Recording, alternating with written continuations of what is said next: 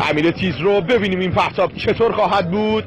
امیر تیز رو تند مواج داخل محوطه جریمه کدام بازیکن این ریچی واه میلاد پورسک شکن گل اول دماش همین ابتدای کار چه صد شکنی تو پسر میلاد همین ابتدای کار در دقیقه 7 پرتاب مواج دیدنی امیر تیزرو و گل اول برای داماش گیلان. ابر طوفانی گیلان بیرحمانه میباره. ضد حمله 3 در مقابل 3 هستن. عباس کندل تو انداخته جلو داره حرکت میکنه. عباس کندل این پاس به جلو این ضربه عباس هم گل داماش به گل دوم رسیده.